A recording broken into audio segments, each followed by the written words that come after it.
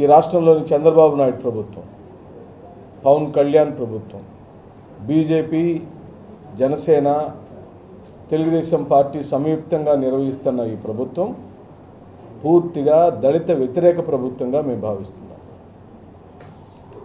YS Jaganmohan Reddy గారి హయాంలో 2,75,000 కోట్ల రూపాయల డబ్బులను డైరెక్ట్గా బెనిఫిషరీలకు బటన్ నొక్కటం ద్వారా ఇస్తే దానిలో సుమారుగా 50,000 కోట్ల రూపాయల యొక్క డబ్బులు కేవలం మాలామాదిగులకు మాత్రమే వచ్చింది.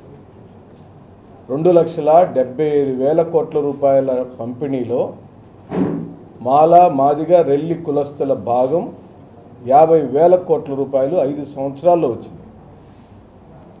ఈరోజు చంద్రబాబు నాయుడు తన అధికారంలోకి రావటం కోసం సూపర్ 6 పథకాలు అమలుపరుస్తానని మాటిస్తే మా సామాజిక వర్గాల్లో కూడా కొన్ని ఓట్లు ఆయనకు పడుతుంది.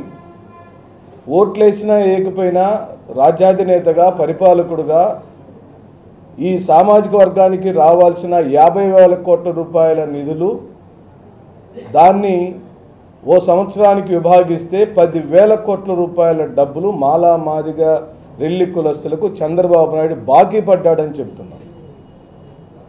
మేమేమి అబోధ కల్పనలో, లేని ఆరోపణలో చంద్రబాబు నాయుడు తిట్టడం కోసమో, పవన్ కళ్యాణ్ విమర్శించడం కోసమో, బీజేపీ వాళ్ళని కలిసికట్టుగా మాట్లాడటం కోసమో సొల్లు కబులు మేమేం చెప్పటంలా నిజాయితీగా చెబుతున్నాం. మాకు అనగా ఈ రాష్ట్రంలోని మాలా, మాదిగ, రెల్లి కులస్తులకు ఆనాటి ముఖ్యమంత్రి అయిన జగన్మోహన్ రెడ్డి గారు 50,000 కోట్ల రూపాయలు మాకు పంచాడు. దానిలో ఒక సంవత్సరం యొక్క భాగం 10,000 కోట్ల రూపాయలు. ఆ 10,000 కోట్ల రూపాయలు ఈ రోజున చంద్రబాబు నాయుడు ఇవ్వలేదు. ఏ మాలా, మాదిగ కులస్తులు, రెల్లి కులస్తులు రోజు ఆర్టీసీ బస్సు ప్రయాణం చేయరు.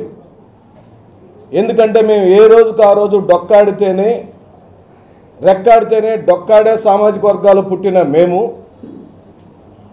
నువ్వు ఎవరి కోసం ఆ బస్సు పథకం పెట్టావో, ఎందుకు పెట్టావో మాకు సంబంధం లేని అంశం. దానిలో మా లాభము, మా లబ్ధి చాలా తక్కువ.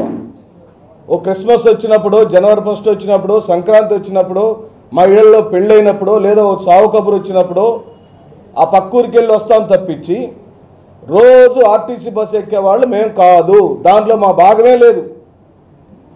నువ్వు ఇచ్చిన పెన్షన్లో, ఆ రోజు జగన్మోహన్ రెడ్డి ఇచ్చిన పెన్షన్లలో నువ్వు ఇంకా కోత కోసావు, మా కడుపు కోత చేసావు. అంటే నువ్వు ఇస్తున్న సూపర్ 6 పథకాలలో మా భాగస్వామ్యం అనగా మా 10,000 కోట్లు మొదటి సంవత్సరం అసలు ఇంప్లిమెంటే చేయలేదు. అక్కడ ఒక 10,000 కోట్ల రూపాయలు పోయినాయి. ఈ రెండో సంవత్సరం ఒక 6 నెలల కాలంలో కూడా నువ్వు ఇంప్లిమెంట్ చేస్తున్న పెన్షన్లు మరియు ఆర్టీసీ బస్సులో మాకు భాగస్వామ్యం లేదంటున్నావు. అంటే గత 5 సంవత్సరాల్లో శ్రీ వైఎస్ జగన్మోహన్ రెడ్డి గారి హయాంలో మా ఇంట్లో టీవీ వచ్చింది. మా ఆడపిల్లలకు కనీసం చెవి దుద్దులు వచ్చినాయి. మా బిడ్డలు ఇంగ్లీష్ మాధ్యమంలో చదువుకునే అవకాశం వచ్చింది. నాడు నేడు పేరుతో మా పిల్లలు చదువుకునే స్కూల్ భవనాలు ఆధునీకరించబడినాయి. చేయూత, ఆసరా లాంటి పథకాలు వచ్చినాయి. అక్కడున్నారు మాలా, మాదిగ, రెల్లి కులస్తులు. అంటే జగన్మోహన్ రెడ్డి గారు తీసుకొచ్చిన పథకాలలో అత్యధిక మంది లబ్ధిదారులు, అత్యధిక బెనిఫిషరీస్ మేమే అని ప్రకటిస్తున్నాం. అంటే మేమంటే నీకు కోపం. అందుకే మా పథకాలన్నింటినీ కోసివేశావు.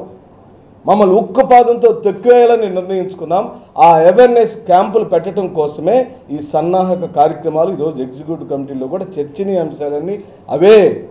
మా ఎజెండా చంద్రబాబు నాయుడు గద్దె దింపటం, వైఎస్ జగన్మోహన్ రెడ్డి గారిని ఈ రాష్ట్రానికి ముఖ్యమంత్రి చేసుకుంటేనే మేము చదువుకోగలుగుతాం. మా బిడ్డలకు చదువు వచ్చింది, ఇంగ్లీష్ మాధ్యమం వస్తుంది, ఇల్లు వచ్చింది, ఇల్లు పట్టా వస్తుంది, ఆసరా వస్తుంది, చేయూత వస్తుంది, కడుపు నిండా అన్నం వస్తుంది.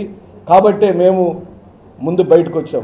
ఎందుకు వచ్చామో తెలుసా మిత్రులారా? మీకు తెలుసు, ఈ సమాజంలో మురికి పని చేయాలన్నా, ఇళ్లలో పాచి పని చేయాలన్నా, రోడ్లు ఒడవాలన్నా, రోడ్డు మీద కూర్చొని చెప్పులు కుట్టేది నా జాతి, నేనంటే దళితుడిని, మాలోడిని, మాదిగోడిని.